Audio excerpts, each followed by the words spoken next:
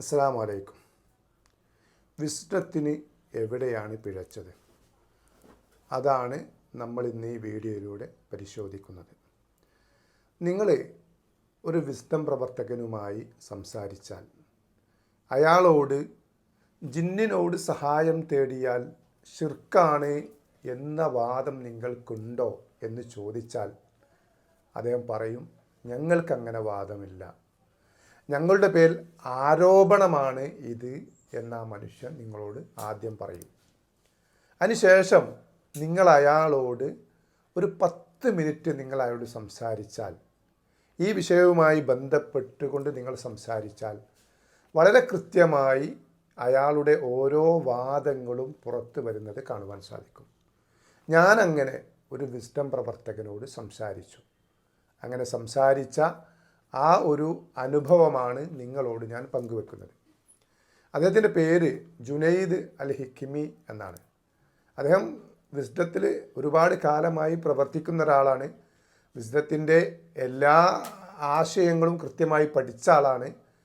അത്യാവശ്യം ചർച്ചകളൊക്കെ ഈ വിഷയത്തിൽ നടത്തുന്ന ഒരാളാണ്. ഞാനുമായിട്ട് ഒരു കഴിഞ്ഞ വർഷം ചെറിയ രീതിയിൽ ഞങ്ങളൊന്ന് സംസാരിച്ചു ഈ ഒരു വിഷയം. ഞങ്ങൾ സംസാരിക്കുമ്പോൾ അതൊരു ഗ്രൂപ്പിൽ 50ഓളം വിസ്ഡം പ്രവർത്തകർ വേറെയുണ്ട്. ഇയാളെ കൂടാതെ 50ഓളം വിസ്ഡം പ്രവർത്തകർ വേറെയുണ്ട്. ഇദ്ദേഹം ഒരു വാദം അതിൽ വാദിച്ചിട്ട് അതിന് എതിരായിക്കൊണ്ട് ആ പറഞ്ഞത് ശരിയല്ല എന്ന് ഒരൊറ്റ വിസ്ഡത്തിൻ്റെ ആളുകളും അവിടെ പറഞ്ഞിട്ടില്ല. അവരെല്ലാവരും അദ്ദേഹത്തിൻ്റെ വാദം അംഗീകരിക്കുകയാണ് ചെയ്തത്. ആദ്യം അദ്ദേഹം പറയുന്ന ആ വാദം എന്താണ്, അദ്ദേഹത്തിൻ്റെ വിശ്വാസം എന്താണ് എന്ന് നമുക്കൊന്ന് പരിശോധിക്കാം. അപ്പോൾ അദ്ദേഹത്തിൻ്റെ വാദം എന്താണെന്ന് അദ്ദേഹത്തിൻ്റെ വോയിസിലൂടെ നമുക്ക് കേൾക്കാം. പിശാചേ, എന്നെ വഴിതെറ്റിക്കല്ലേ എന്ന് പിശാചിന്റെ കഴിവിൽപ്പെട്ടത് ചോദിച്ചാൽ ശിർക്കാവില്ല. മനസ്സിലായോ? ഇവിടെ ശിർക്കാവുന്ന രൂപമുണ്ട്, അല്ലാത്തതുമുണ്ട്.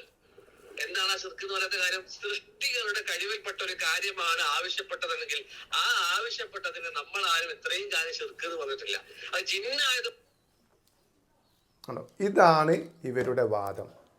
പിശാചിനോട് ഒരു മനുഷ്യൻ പിശാചെ എന്നെ വഴി പിഴപ്പിക്കല്ലേ എന്ന് സഹായം തേടിയാൽ അത് ശിർക്കാവുകയില്ല എന്നാണ് വിസ്ഡത്തിൻ്റെ ഒരു നേതാവ് നമ്മളോട് പറയുന്നത്. തുടക്കത്തിൽ ഞാൻ പറഞ്ഞു, നമ്മൾ അവരോട് സംസാരിക്കാൻ തുടങ്ങിയാൽ അവർ പറയും ഞങ്ങൾക്കങ്ങനെ വാദമൊന്നുമില്ല, അത്തരം ചോദ്യങ്ങളൊക്കെ ശിർക്കാണെന്ന് പറയും. പക്ഷേ അവരുമായി സംസാരിച്ച് കഴിയുമ്പോൾ അവരുടെ തനി നിറം നമുക്ക് കാണാൻ സാധിക്കും. ഇതാണ് അദ്ദേഹം പറഞ്ഞത്. പിശാചെ എന്നെ വഴി പിഴപ്പിക്കല്ലേ എന്ന് പിശാചിനോട് സഹായം തേടിയാൽ അത് ശിർക്കാവുകയില്ല. കാരണം സൃഷ്ടികളുടെ കഴിവ്, പിശാച് സൃഷ്ടിയാണ്, ആ സൃഷ്ടിയായ പിശാചിനോട് അതിൻ്റെ കഴിവിൽപ്പെട്ടത് ചോദിച്ചാൽ അത് പ്രാർത്ഥനയാകൂല, അത് ശിർക്കാകൂല എന്നാണ് അദ്ദേഹം ഇവിടെ പറഞ്ഞ് സമർത്ഥിക്കാൻ വേണ്ടി ശ്രമിക്കുന്നത്. 50ഓളം ആളുകൾ വിസ്ഡത്തിൻ്റെ പ്രവർത്തകന്മാരുള്ള ഒരു ഗ്രൂപ്പിലാണ് അദ്ദേഹം ഇത് പറഞ്ഞത്. പക്ഷേ ഒരൊറ്റ വിസ്ഡം പ്രവർത്തകരും അത് ശരിയല്ല എന്ന് പറഞ്ഞത് തിരുത്തുന്നതൊന്നും ഞങ്ങൾ ഇതുവരെ കണ്ടിട്ടില്ല, നമുക്കവിടെ കാണാനും സാധിച്ചിട്ടില്ല.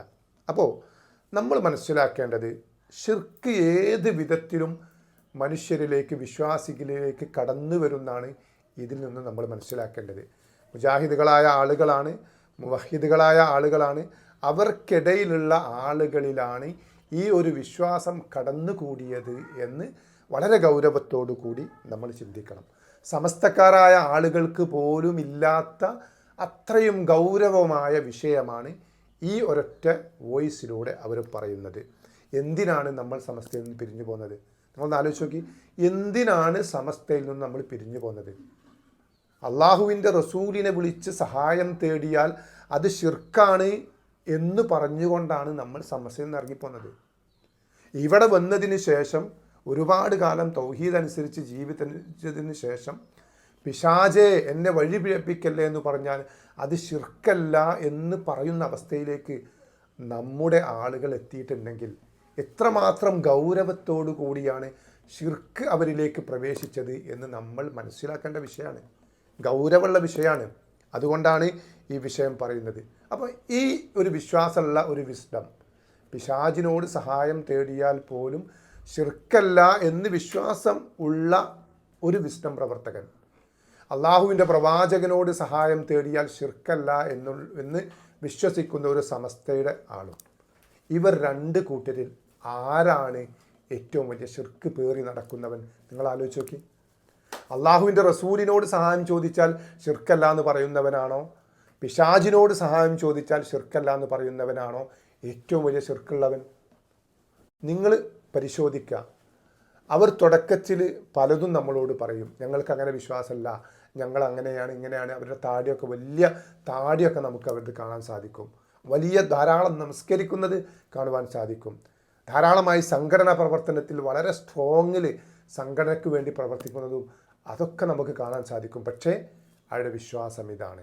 അതുകൊണ്ട് വിശ്വാസികളായ ആളുകൾ തൗഹീദ് ജീവിതത്തിൽ തൗഹീദിൽ അടിയുറച്ച് നിൽക്കണമെന്ന് ആഗ്രഹമുള്ള ആളുകൾ വളരെ കൃത്യമായിട്ട് അവരെക്കുറിച്ച് പഠിക്കുക. നിങ്ങൾ ഒരൊറ്റ ദിവസം ഇത് മനസ്സിലാക്കി തിരിച്ചു വരണം എന്നല്ല പറഞ്ഞു, നിങ്ങൾ ആത്മാർത്ഥമായിട്ട് പഠിക്കുക. ഈ വാദം ശിർക്കാണോ അല്ലേ? അത് ശിർക്കല്ല എന്നാണ് നിങ്ങൾക്ക് വാദമെങ്കിൽ, അങ്ങനെയൊക്കെ ചോദിച്ചാലൊന്നും ശിർക്കാവില്ല എന്നാണ് വാദമെങ്കിൽ നിങ്ങൾ വിസ്തത്തിൽ നിന്നോളി, യാതൊരു പരാതിയില്ല. അതല്ല, ഇത്തരം ചോദ്യങ്ങൾ പിശാചിനോട് ചോദിച്ചാൽ ശിർക്കാണ് എന്നാണ് നിങ്ങളുടെ വാദമെങ്കിൽ അവരുമായി നിങ്ങൾ സഹകരിക്കരുത്. അതിൽ നിന്ന് നിങ്ങൾ വിട്ടു നിൽക്കണം. അത് ശിർക്കാണെന്ന് പറയുന്ന തൗഹീദി പ്രസ്ഥാനങ്ങൾ വേറെ അവിടെ ഉണ്ടല്ലോ. നിങ്ങൾക്കതിലേക്ക് വരാം. നാളത്തെ പരലോകത്തെക്കുറിച്ചുള്ള ചിന്ത നിങ്ങൾക്കുണ്ടാവണം. അള്ളാഹു അനുഗ്രഹിക്കട്ടെ. അസ്സലാമു അലൈക്കും വറഹ്മത്തുള്ളാഹി വബറകാതുഹു.